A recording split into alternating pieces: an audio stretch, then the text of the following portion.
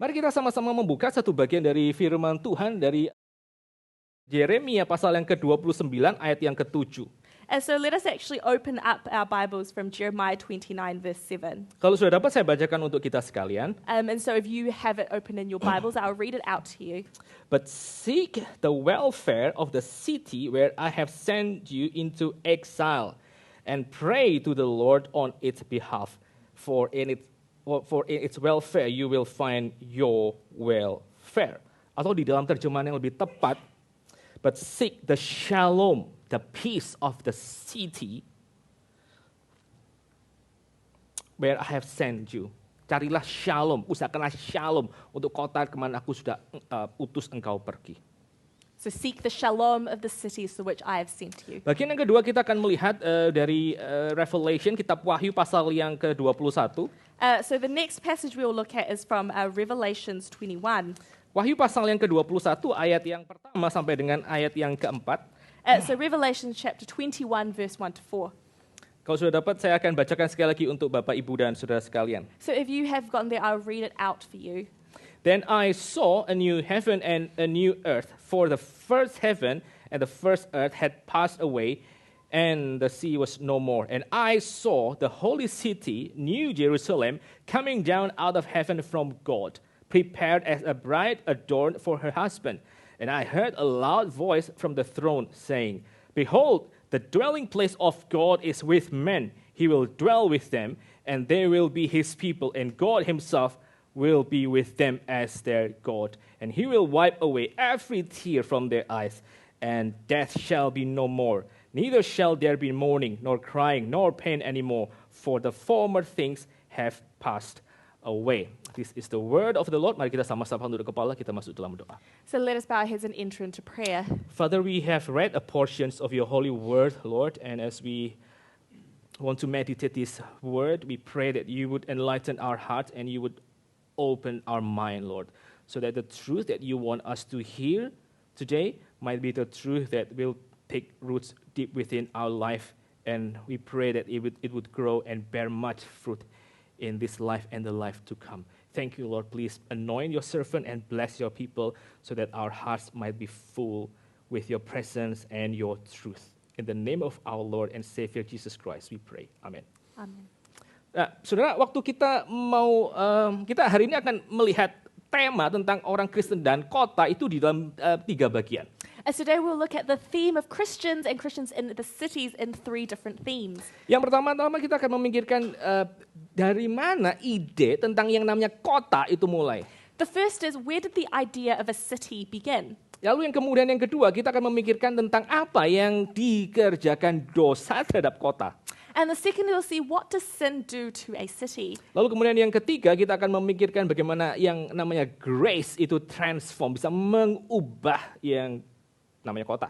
And the thirdly, we'll look at how grace transforms a city. Nah, kita akan coba masuk ke dalam poin yang pertama. Sebetulnya, where did a city begin? Itu di dalam kitab suci di mana sih yang namanya kota itu mulai? And so we'll now enter into our first theme. We'll look, where in the Bible does it say, where does a city begin? Nah, sebelumnya saudara mesti mengerti bahwa di dalam worldview, di dalam cara pikir Alkitab, maka yang namanya tempat, namanya place, itu merupakan satu hal yang sangat-sangat penting. So when you understand through the eyes of the Bible, when it talks about a city or a place, it is actually something of significance. Karena yang disebut sebagai tempat atau place itu bukan hanya sekedar empty space. Because a place is not just an empty space. Tapi yang disebut sebagai place itu merupakan satu arena di mana ada yang namanya signifikan event itu terjadi, yang namanya peristiwa penting itu terjadi. But a place is actually a locus or somewhere where something significant happens. Sehingga di dalam kitab suci, saudara, maka tidak ada yang namanya orang itu tanpa tempat, itu tidak ada. So in the Bible there's not a person where they don't have a place. Karena begitu orang itu dipisahkan dari tempat, maka dia akan mengalami yang namanya ketiadaan meaning sebenarnya kalau dalam kitab suci. Because when someone is removed from a space or a place, then in kind of terms of the Bible, they have no meaning. Nah, waktu saudara memikirkan dari mana yang namanya kota itu mulai, maka jawabannya adalah kota itu dimulai dari dalam kitab Kejadian pasal yang pertama dan kedua. And If we look, where does this idea of a city comes from? It comes from Genesis 1 and 2. Yaitu Tuhan pertama kali dia menciptakan sebuah tempat ya, sebuah place, lalu dia meletakkan manusia itu ada di dalamnya. Itu the first idea of kota. So the first idea of a city is God created a place and He allowed humans to dwell in it. Lalu kita mungkin pikir ya, hang on gitu ya, itu waktu di dalam Kejadian pertama sama kedua itu nggak ada yang namanya kota, itu cuma just a garden. But then you might say, hey, if you look at Genesis 1 and 2, there's no city, it's just a place, it's a garden. Ya betul, memang Genesis pertama dan kedua itu bicara terutama tentang yang namanya taman ya, tentang Garden of Eden. I mean, that's true. In Genesis 1 and 2, and the Bible talks about it being the Garden of Eden. Tapi ide bahwa yang namanya taman ini akan menjadi kota atau itu sudah betul-betul ada di dalam Kejadian pertama dan kedua.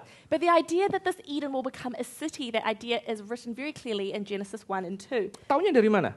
And how do we know that? Karena kalau saudara melihat di dalam sepanjang seluruh cerita kitab suci, dan kalau saudara menyelidiki ancient culture, So if you actually look, throughout the Bible and if you understand ancient culture, maka saudara akan menemukan bahwa di dalam yang namanya kota itu selalu ada satu tempat yang sangat penting yang disebut sebagai temple.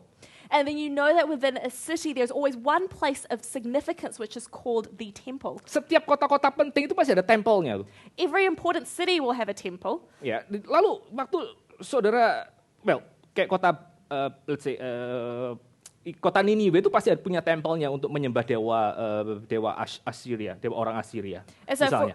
for example, the city of Nineveh would have had a temple to worship the Assyrian gods. Lalu kalau saudara pergi ke Korintus misalnya, saudara juga menemukan dewa-dewi itu ada dibuatkan tempel masing-masing. And if you go to the city of Corinth, you'll see lots of temples for each of their different gods. Ciri sebuah kota itu selalu ada tempel. So every city has a temple. Nah, waktu saudara membaca kitab Kejadian pasal pertama dan kedua, maka saudara menemukan bahwa Tuhan Allah itu berkenan untuk diam di dalam taman itu. If we look at Genesis 1 and 2, God himself dwelt within that garden. Jadi saudara menemukan bahwa, hang on, ini meskipun disebut sebagai garden, tapi ada kayak semacam satu indikasi bahwa ini akan menjadi sebuah kota karena Tuhan itu sudah berdiam di tengah-tengah taman tersebut. So even though this was a garden, there was an indication that this would become a city because God himself was dwelling within that garden. Apalagi waktu saudara membaca bagaimana Adam dan Hawa itu diperintahkan untuk mereka beranak cucu, lalu mereka mengembangkan seluruh isi garden tersebut. And so Adam and Eve themselves were encouraged to be fruitful and multiply with their children and their grandchildren to actually fill this garden. Berarti mereka mau apa? Mereka diperintahkan Tuhan untuk expand garden itu untuk boleh memenuhi seluruh isi bumi. So they were actually tasked by God in order to expand this garden and to fill the earth. Dan kita bisa membayangkan pada waktu mereka berusaha untuk expand, pada waktu mereka berusaha untuk beranak cucu dan makin lama makin banyak, maka otomatis yang namanya kota yang dilahirkan dari taman itu akan merupakan satu hal yang consequential.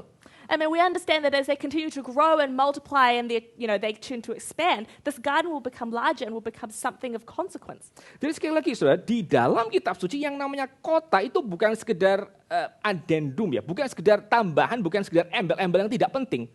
So we understand the Bible, this is not an addendum or something that's not important. Tetapi yang namanya kota itu betul-betul ada di dalam benak Tuhan sejak di dalam lembar pertama kitab suci. But we understand the idea of a city is within God's vision even from the very beginning in Genesis 1. Kota itu untuk apa? Kota itu adalah tempat untuk orang bisa beribadah kepada Tuhan. A city is a place where people can come together and worship God. Untuk orang itu bisa berjumpa dengan Tuhan. And when people can meet with God. Untuk orang itu bisa menikmati yang namanya shalom. Untuk menikmati yang namanya hidup yang limpah, itu perlu kota. And a place where someone can have shalom, where they can live a fruitful life that requires a city. Yang namanya shalom itu saudara, yang namanya shalom atau hidup yang penuh, hidup yang limpah. So what it is shalom, or what we mean by an abundant life, itu hanya bisa terjadi ketika manusia itu ada perjumpaan dengan diri Tuhan. that can only happen if men can have fellowship with God. Dan perjumpaan dengan diri Tuhan itu hanya terjadi di dalam satu konteks, dalam satu tempat, dan itu disebut sebagai city, kota. And fellowship with God can only occur in the context of a place. And so that needs to occur in some form of a city. Ya, di dalam bagian ini kita masih melihat bagaimana kota itu memang masih belum terbentuk, tapi ide adanya kota itu sudah ada di dalam Garden of Eden. And we see here that a city had not yet been formed, but the idea of a city was there, as we can see in the Garden of Eden. Jadi itu poin pertama yang kita mau pikirkan sama-sama. Pada waktu kita mau merenungkan, sebetulnya saya ngapain ya di tempat ini? Saya ngapain di City of Auckland?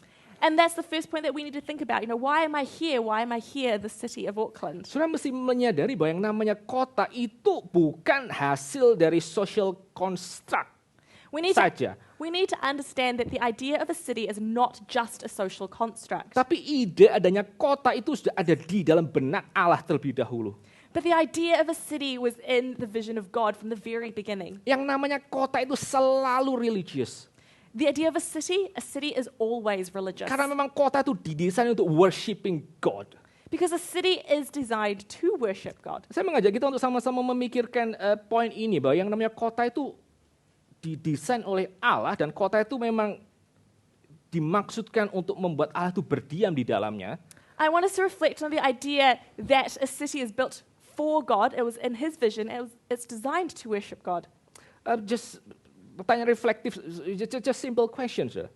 Just to reflect on a simple question. Waktu saudara itu, saya nggak tahu saudara dari mana ya, ada orang kayak saya dari kota kecil yang namanya Malang. I don't really know where all of you are from. Maybe some of you are from a small city like mine, like Malang. Atau saudara berasal dari kota lain seperti Palmerston North, misalnya. Or maybe you're from a city like Palmerston North. Atau Sydney, Melbourne, and so on and so forth. Or Sydney, Melbourne, and so on and so forth. Atau even kota kayak Baghdad sekalipun misalnya. Or maybe a city like Baghdad. Nah, waktu saudara akhirnya dari berbagai macam tempat, saudara pergi ke kota ini gitu. But you are from all of these different places, but you have come here. Maka pertanyaannya saudara, So the question I have for you, kalau yang namanya ide tentang kota itu berasal dari benak Allah untuk menjadi satu arena kita bisa berjumpa dengan Dia, if the idea of a city was in God's vision for us to come and to meet with Him in this arena, maka pertanyaan adalah apakah kita itu setelah pindah ke Auckland, kita bisa betul-betul mengatakan bahwa Tuhan, yes, aku mengalami perjumpaan yang jauh lebih dalam dengan Engkau pada waktu aku pindah ke tempat ini. can we truly say when we have moved to Auckland, like, yes, God, I have deeper fellowship with you after I have moved to the city of Auckland? Karena itu merupakan desain dan maksud kenapa kota itu didirikan untuk menjadi konteks orang itu berjumpa dengan Tuhan. Because that is the design of a city. It's the context of which someone can come and have fellowship and be with God. Karena kalau saudara pergi ke satu kota, let's say saudara ada di kota Auckland ini, lalu kemudian saudara rasa semakin lama saudara tidak bisa berjumpa dengan Tuhan.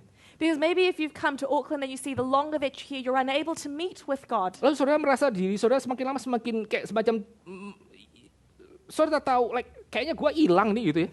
And maybe you feel like I'm just in the city and I'm just, becoming lost. Maka itu merupakan satu tanda bahwa,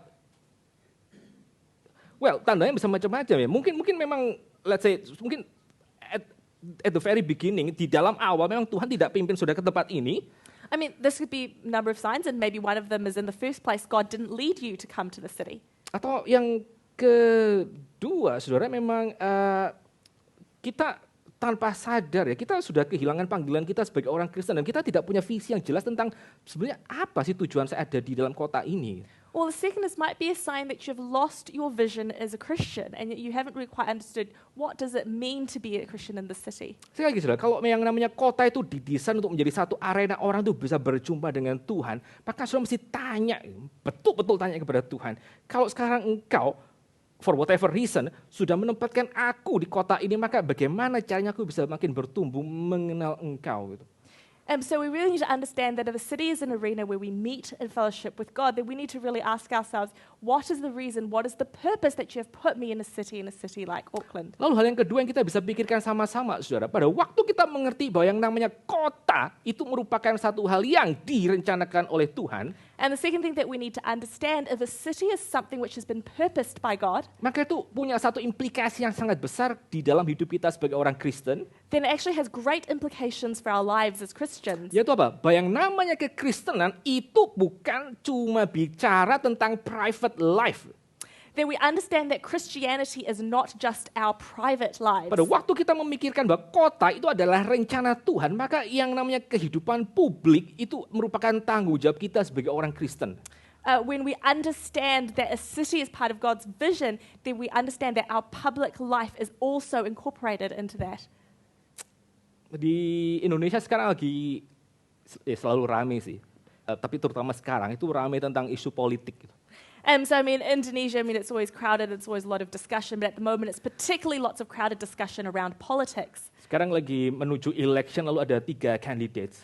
So now we're heading into the election and there are 3 candidates. Lalu semua orang di YouTube lalu di TV mereka ngomong semua tentang politik.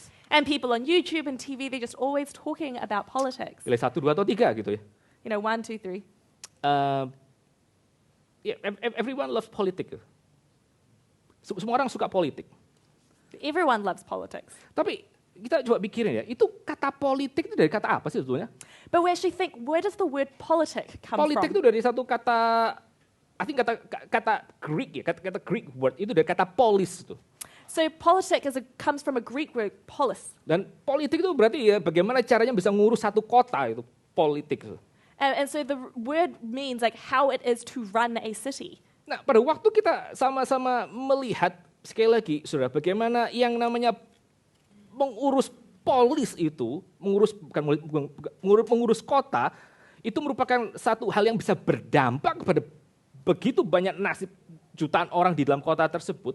And we understand that whoever is in charge of this politic actually can control the outcome of thousands of people. Bahkan kalau kita melihat yang namanya kota, negara sebagai satu kota yang sangat besar, So if we look at a country as just one massive city, maka kita bisa berpikir bagaimana mungkin kita tuh sebagai orang Kristen, kita bisa mengenyahkan public life dari hidup kekristenan kita.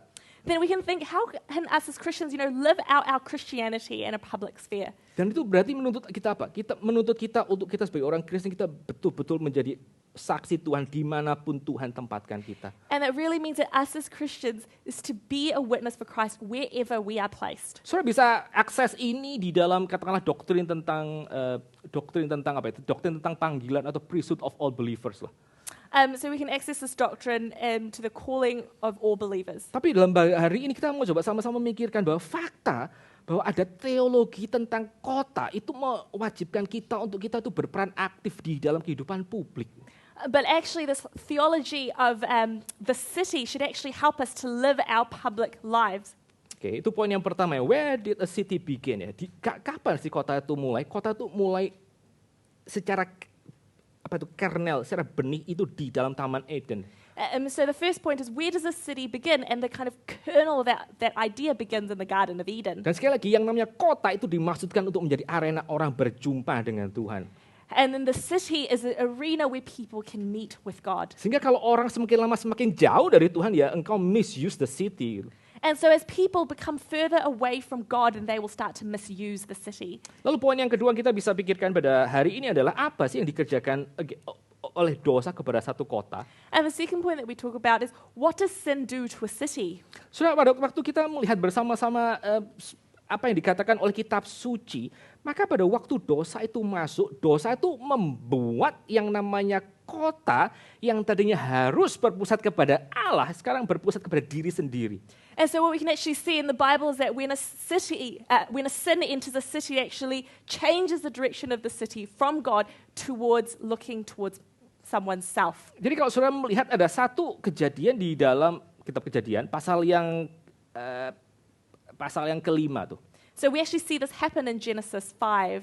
Waktu orang-orang di dalam satu kota, mereka mau bikin satu menara yang sangat tinggi, yang disebut sebagai menara Babel. And so when people in the city, they wanted to build a really high tower, that's the Tower of Babel. Apa tujuan mereka? What was the purpose of Tujuan that? mereka pada waktu mereka membuat satu kota dengan satu menara untuk mereka bisa berjumpa dengan Tuhan. So these people, they wanted to build a tower so that they can meet with God. Itu bukan di dalam rangka mereka menyembah Tuhan, tapi dalam rangka mereka menantang Tuhan. That was not in the sphere of them wanting to worship God, but was in retaliation of God. Pada waktu dosa itu masuk dalam dunia, kota yang tadinya didesain untuk boleh ditempati oleh Tuhan sekarang memberontak dan menantang Tuhan, dan mereka mengatakan, kami cukup di dalam diri kami sendiri. And so when sin has entered a city, rather than it being a place where people worship God, it becomes a place where people push back and rebel against God, where people say, I am self-sufficient without God. Saudara, yang namanya kota itu bisa merupakan satu sumber banyak hal-hal yang indah. And we actually see a city can be a place or a source of many wonderful things. Kalau saudara mau cari education yang baik ya, most likely saudara akan pergi ke kota. If you want to look for a good education, most likely you'll go to a larger city. Atau kalau saudara mau katakanlah berkembang secara karir, saudara juga akan pergi ke kota. If you want to develop your career, you'll likely move to a city. Cari pasangan hidup mungkin juga di kota misalnya. And if you want to find a life partner, you've probably got to move to a larger city. Tetapi sekali lagi pada waktu dosa itu masuk, maka hal-hal tadi yang baik itu akan diputar untuk sekedar melayani ambisi diri saudara sendiri. But when sin has entered a city, those good things can be changed and the ambition can be purely for the ambition of man. Yang dikerjakan dosa adalah yang dikerjakan dosa terhadap kota adalah dosa itu membuat kota yang dikuasai dosa membuat dosa itu semakin lama semakin bertambah besar.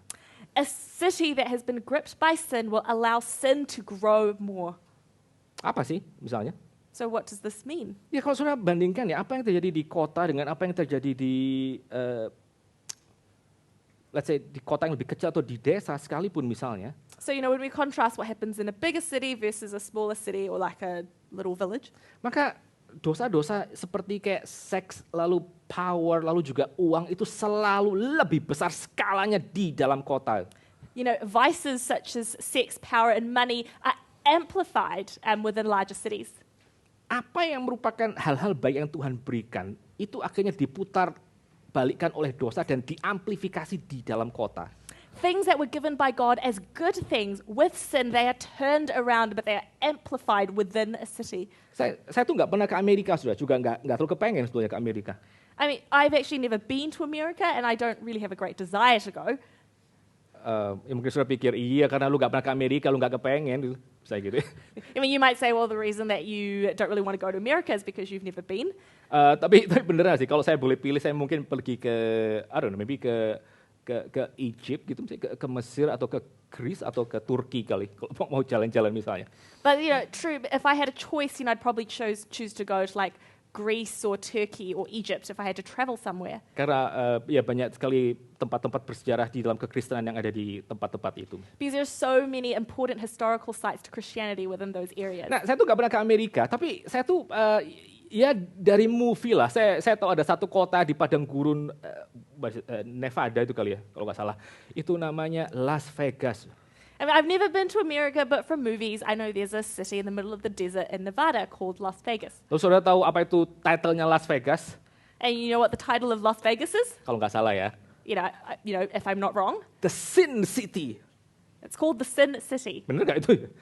Is that true? The Sin City gitu. The Sin City. Itu kota dosa itu apa? Di sana, di Las Vegas, sono. The Sin City, like they've just openly said it. It's right there in Nevada. Whatever happened in Vegas, stay in Vegas. Gitu.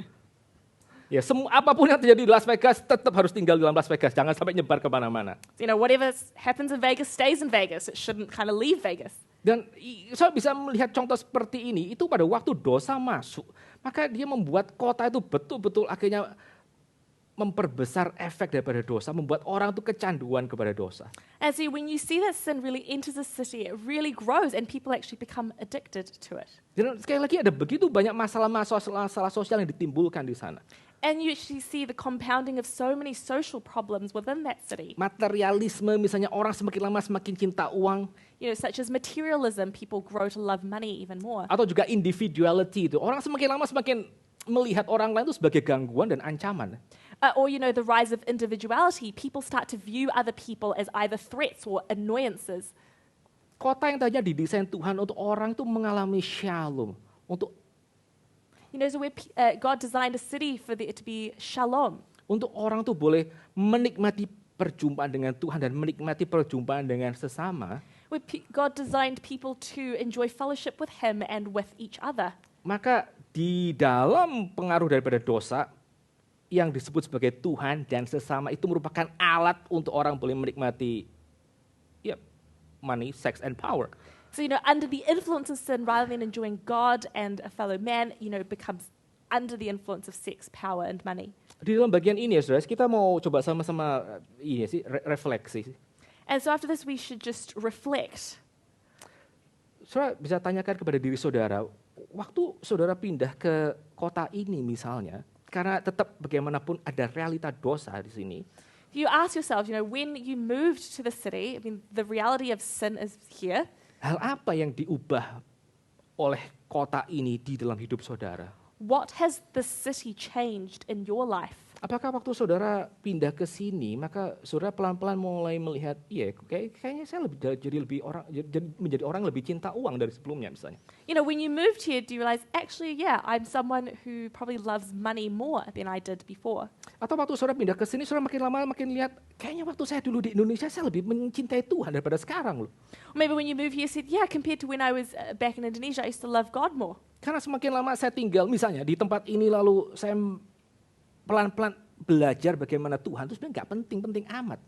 Because when I lived here, then I just start to learn more and more that maybe God's not that important.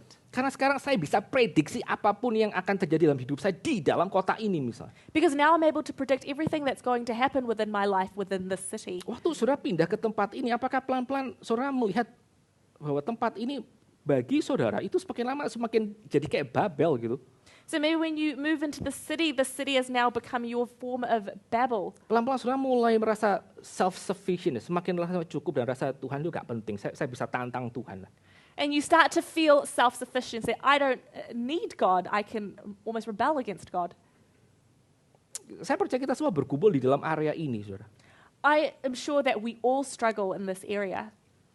Sebagian mungkin kita mengalami dua hal ini secara bersama. Satu sisi kita mengalami perjumpaan dengan Tuhan yang jauh lebih dalam misalnya.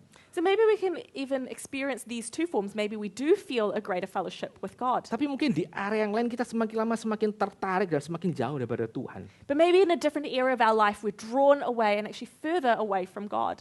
Dan pada waktu kita berada di satu kota dan kita melihat ada area-area kehidupan kita yang semakin lama itu semakin menantang Tuhan.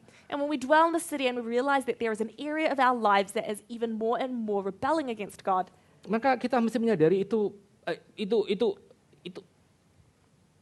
satu arus hidup yang kontra dengan apa yang dikatakan oleh kitab suci. That we understand that this is a pull of our life that is contrary to the Bible. Lalu hal yang ketiga ya.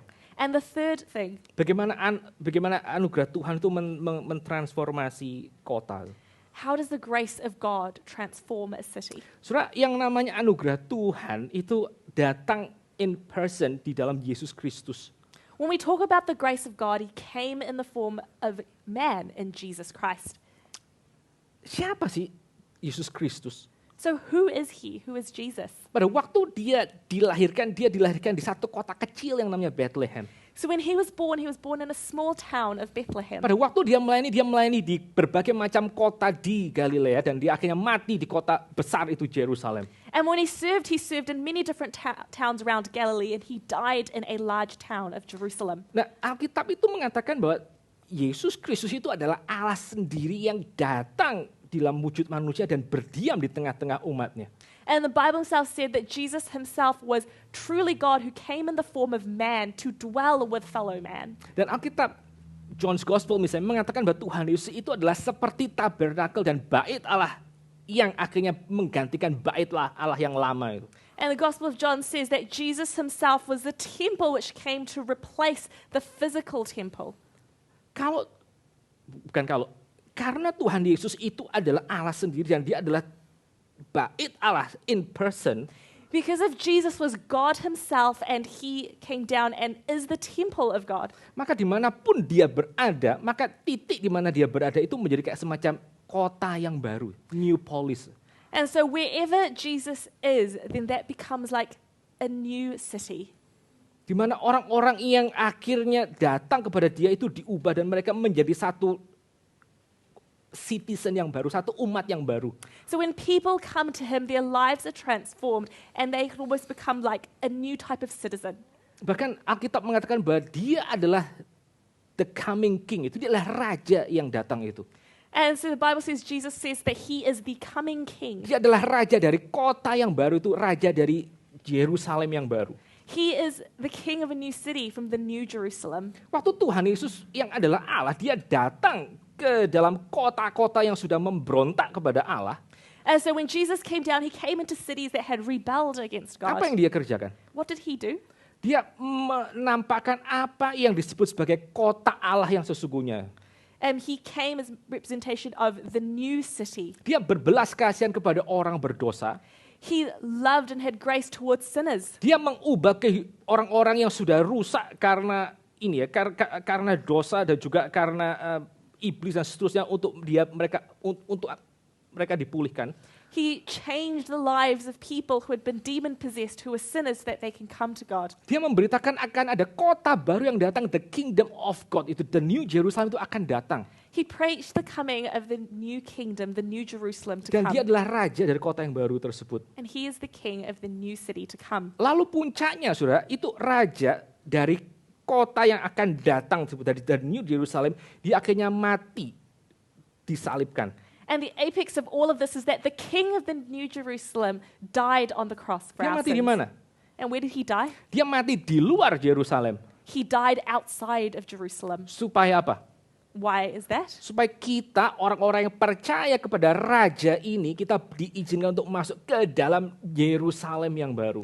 It is so that we may enter this new Jerusalem. Dia mati di luar Old Jerusalem supaya kita bisa masuk ke dalam the New Jerusalem. He died outside the old Jerusalem so that we may enter the new Pada Jerusalem. waktu Tuhan Yesus dia melayani di dalam dunia, apa yang dia kerjakan? Dia menangisi itu Yerusalem. Dia meratap untuk kota itu.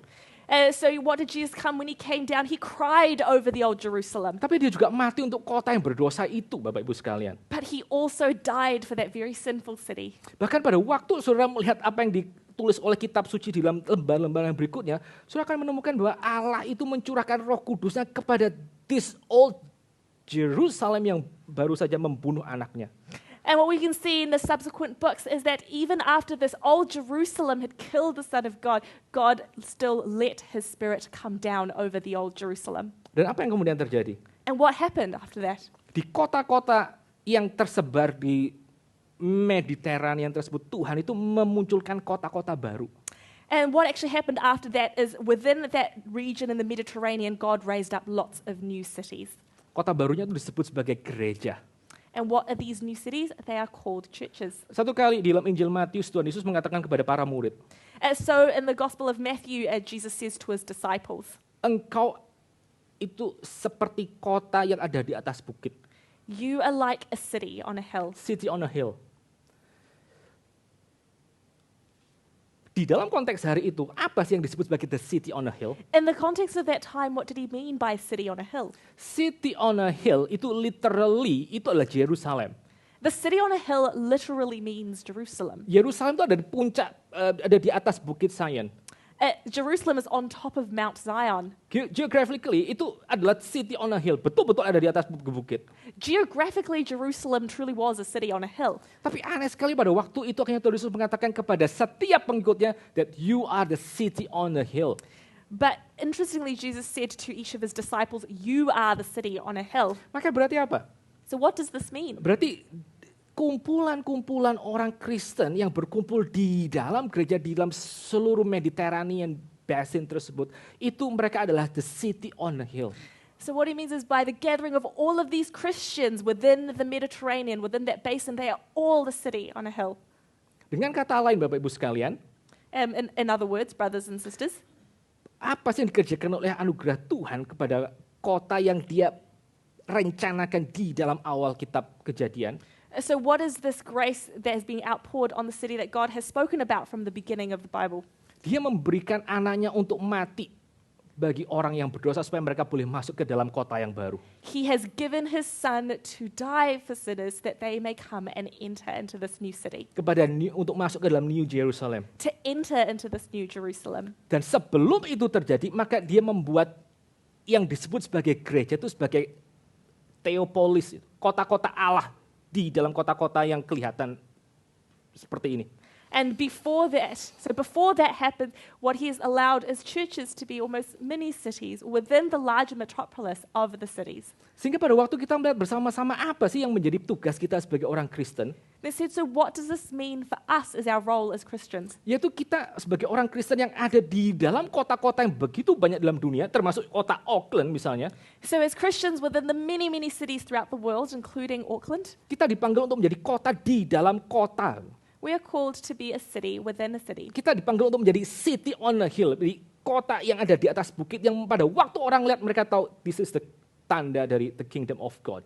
So we are called to be a city on a hill so that when people look at us, they see this is a sign of the new kingdom to come. Saudara, kalau saudara melihat kembali pada Yeremia 29 ayat yang ke-7. So if we look back onto Jeremiah 29 verse 7, Yeremia itu mengatakan, usahakanlah shalom kemana aku mengutus engkau.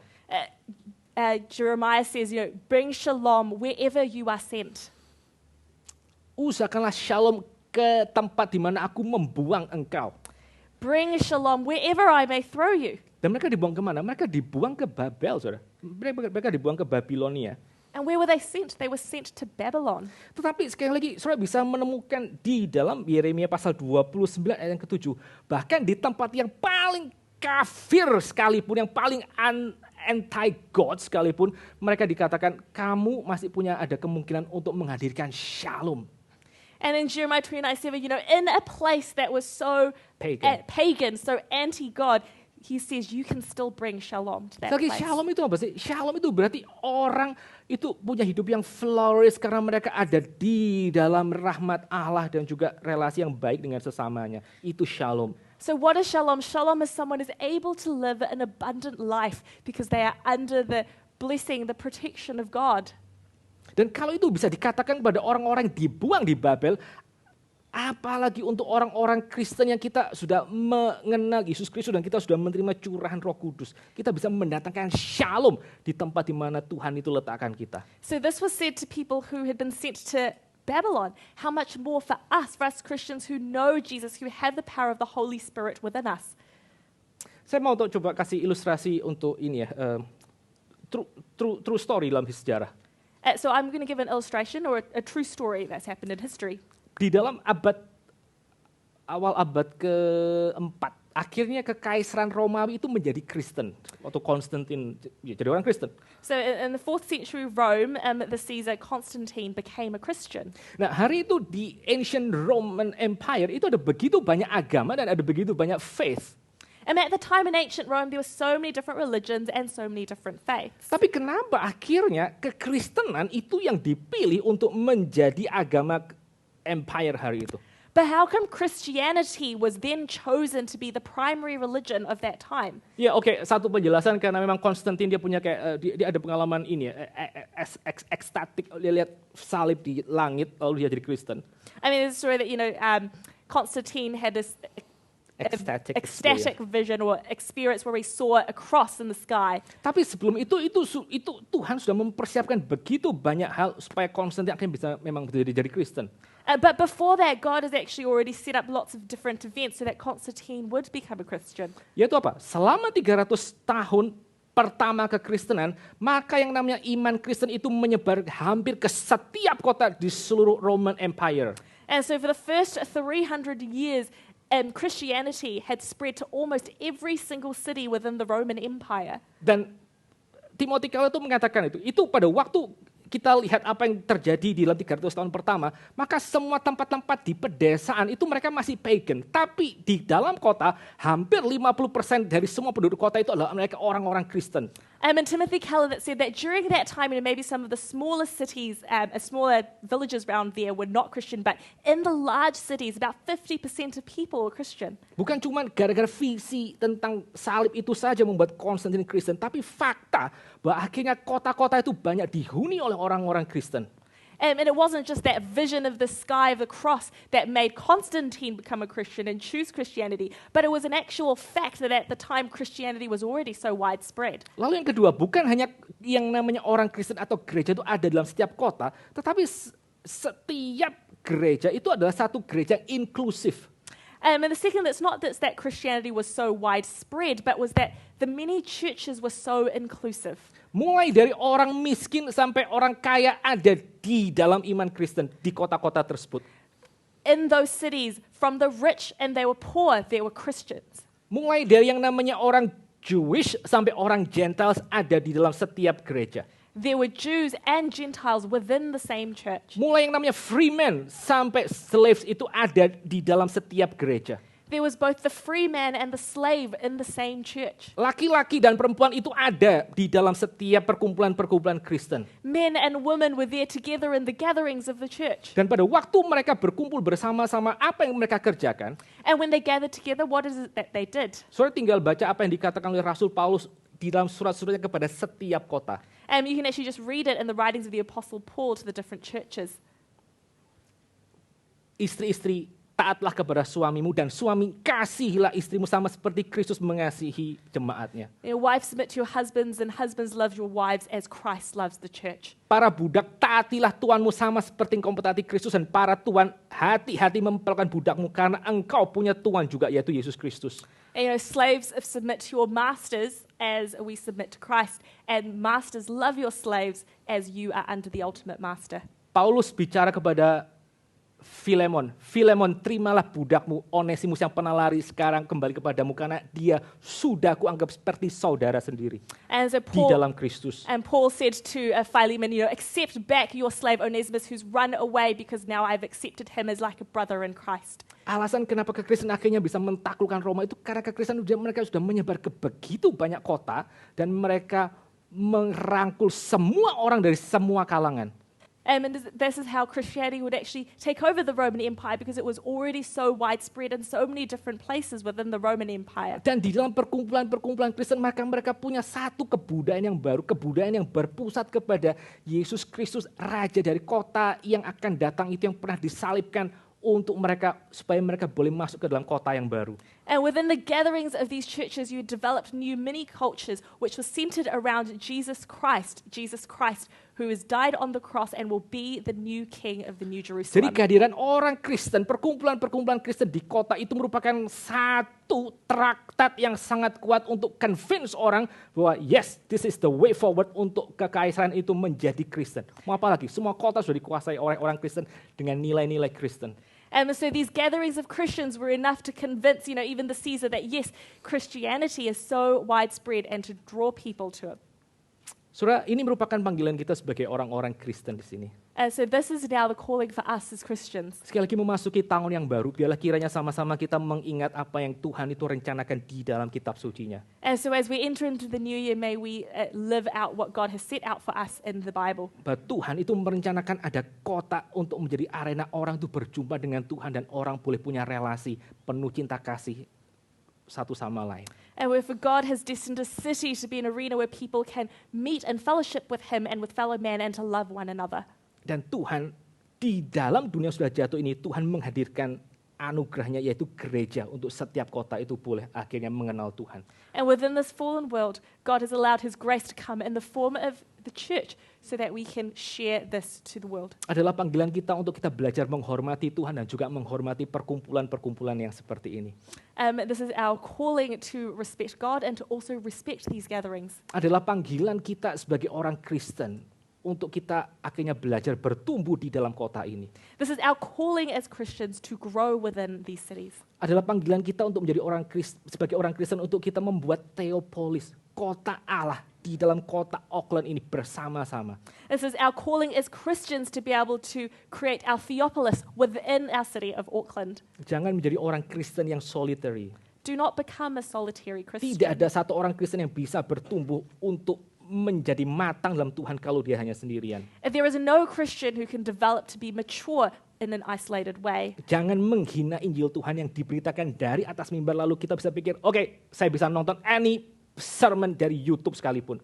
Do not mock the sermon that comes from the pulpit by saying, I can just watch any YouTube sermon. Jangan menghina tempat-tempat kita boleh berkumpul lalu kita mendoakan bersama-sama untuk kota di mana kita tinggal. Do not mock the church where we can gather together and pray for the city which we live in. Dan jangan perlakukan pekerjaan yang Allah itu sudah berikan kepada saudara di kota ini sebagai alat untuk keruk duit sebanyak-banyaknya tanpa saudara pikir bagaimana menjadi saksi Tuhan di tempat di mana Tuhan sudah tempatkan saudara. And do not forsake the job or the profession where God has placed you in the city to just claw and try and earn money, but think of how I can bless the city through my work. Mari kita sama-sama berjuang untuk kerajaan Tuhan di kota ini. And let us all work together for the good of God in the city. Dan bila kiranya di tahun yang baru ini kita bisa melihat nama Tuhan dipermuliakan dan hati kita dipenuhi sukacita melihat Tuhan boleh pakai hidup kita.